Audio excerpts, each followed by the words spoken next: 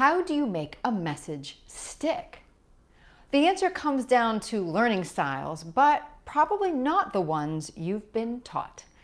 I'm Tamsen Webster of tamsenwebster.com, and that's what we're talking about this week on Find the Red Thread.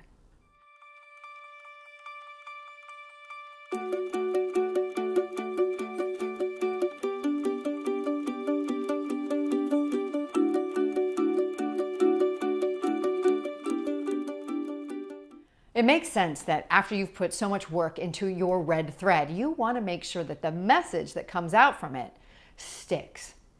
So what do we do and how do we do it?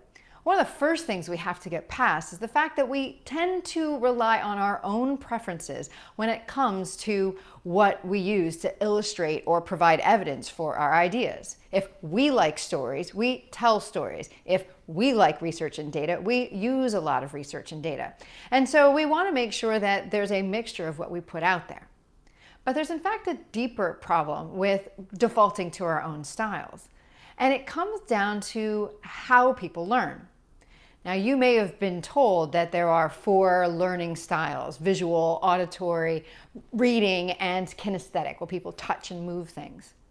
But one thing you may not know is that that's never been validated. In fact, the opposite has been true. They've found over and over again that regardless of how that information is presented, people learn the same. They may prefer to learn by visual or listening or reading or touching and moving, but they will learn the same. So what's really going on here? Well, there is one learning style difference that has been validated over and over again. What is it? The difference between what's called a rule learner and what's called an example learner. Now, what's the difference? Well, rule learners are able to see the underlying commonalities between a couple different examples or problems or case studies. We're the ones that are able to find what is the through line, the red thread between things. We just kind of see it.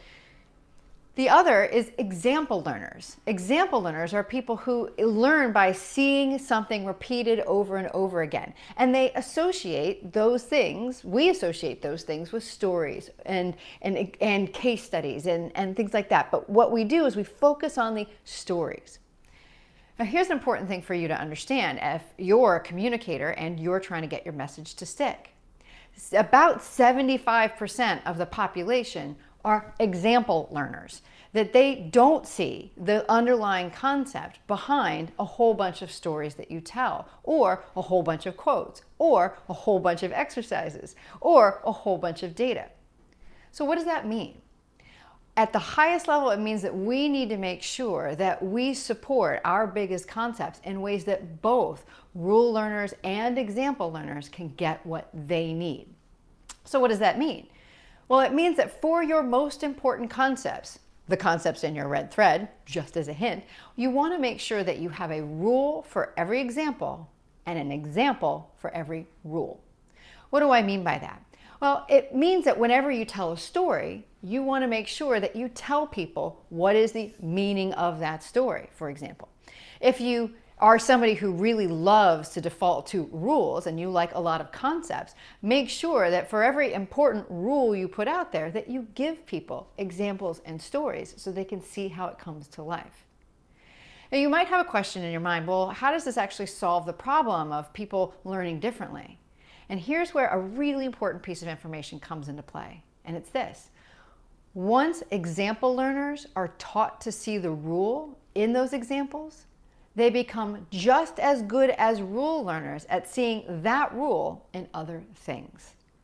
That's why it's so important to make sure you do both all the time. A rule for every example and an example for every rule. If you need help finding the red thread of your message, go to findyourredthread.com and download the free Red Thread worksheet. And if you need any help, contact me at tamsenwebster.com/contact.